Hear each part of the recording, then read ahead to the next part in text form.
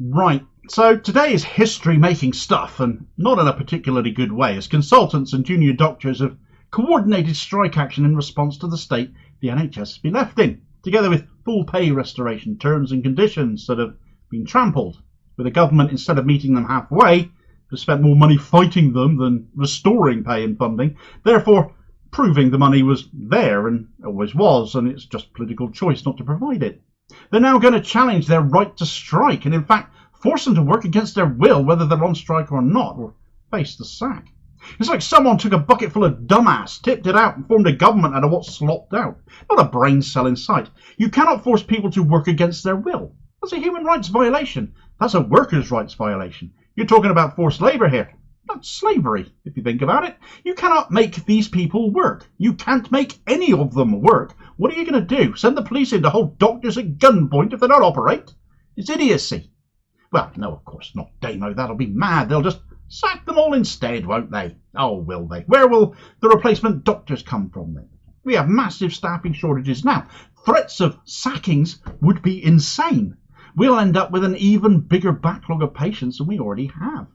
Well, when you lie as professionally as the Tories do, you know they'll have an answer for this, and the berk in charge of health still, the eternally tiresome and woefully talentless Steve Barclay, has been blaming, you guessed it, the trade unions, specifically the British Medical Association. He's been going around claiming that locally agreed derogations, they would be exemptions to the strike action that had been agreed, were being shut down by the BMA. They're all militant. They're determined to threaten patient safety. Honestly, if you're still believing a word the Tories say on the NHS these days, I honestly despair, because nobody should ever trust the Tories with our health service.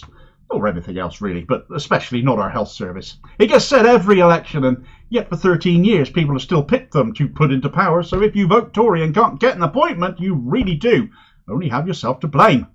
What will make that worse come the next election is, with Labour's leaders bought and paid for by private health interests, you can't trust them with the NHS anymore either, but blue Tories, red Tories is all the same really, isn't it? Anyway, needless to say really, but I'm sure you'd appreciate a good debunking, Barclay was lying his weaselly black guts out. The BMA had to write to Barclay demanding he retract his false statements and patiently explain to him that any derogation requests to be made have to be agreed between themselves and NHS England. They cannot be unilaterally imposed by either organisation on their own, nor can they be made locally, which is another claim Barclay had made. They can only be worked out at a national level, and of course this is all part of the bedrock the Tories' minimum service levels bill is built on, supposedly to ensure a safe minimum service level, completely missing the point that the service is already unsafe as it is. But claims by Barclay such as this, not retracted and not corrected in the public domain, and on the record, show that the minimum service levels bill is absolutely being built on a great big pile of deceit and lying to the public. I won't hold my breath. Barclay never seems to be of the opinion he's ever wrong, and like all Tories, there always has to be someone else to blame, doesn't there? Functionally, if staffing levels are threatened to become so low as to be a danger to public safety, they request a derogation from strike action. This goes to the BMA and NHS England, who make a decision on that based on what they're being told. No health sector strike action is ever designed to intentionally endanger patient care. Ever. God knows all these health professionals, no matter how hard up and struggling they may be, will always put themselves before patients.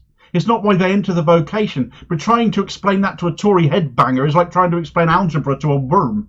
They would rather believe Steve Barclay than the actual people who work in the service. They don't want to strike. It detracts from the time they'd rather spend looking after all of us. But it's because they find themselves unable to do that safely and securely that strike action is necessary. It's absolutely why we should all be supporting them.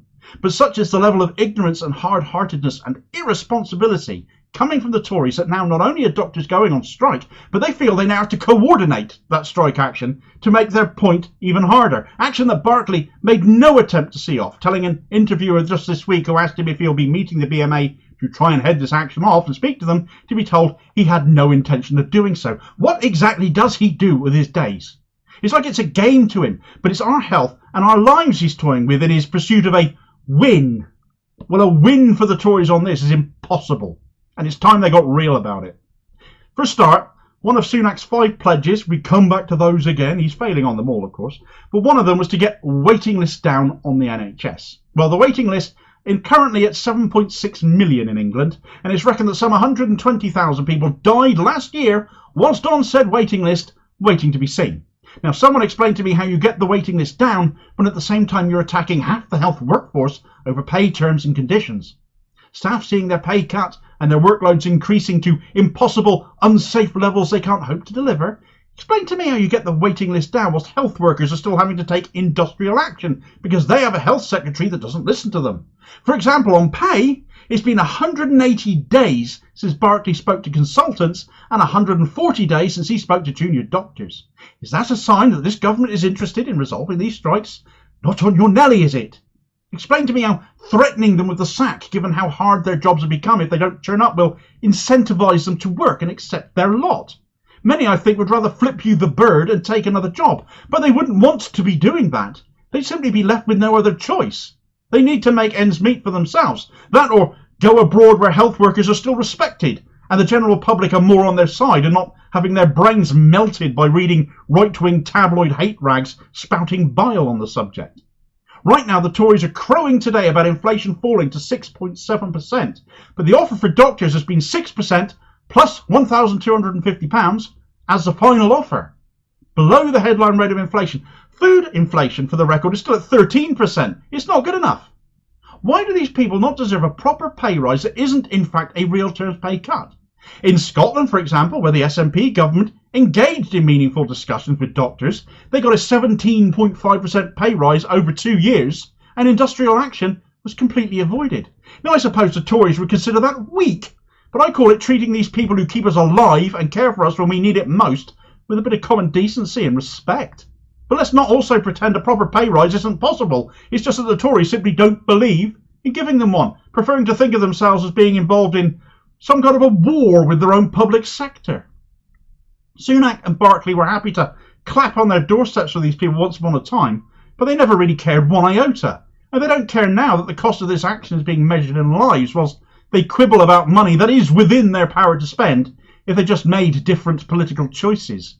They won't make them, and Sunak's waiting list pledge will not be met for as long as they continue as they are. They'll blame the NHS for that, I'm sure, in time when it comes to the election. Don't believe them, though. Don't be so thick. Are you affected by the waiting list problems yourself, though? Who do you blame for that? Do you believe it's right and fair that people be forced to work against their will to address the situation, or are the government just failing in their most basic duty, which is the duty of care they have to all of us? Whatever your point of view, have your say on it in the comments. Be part of the conversation here. Thanks for watching, though. I hope you found the video useful. Please like, share and subscribe if you did. More content out daily. Meanwhile, here's a video recommendation where nurses got dragged to court earlier this year by Steve Barclay again. Also, he could stop them striking for a single day. The public purse getting raided again when it suited him, just not to suit us or suit those that look after us in our hour of greatest need. And, well, I'll hopefully catch you on the next vid. Cheers, folks.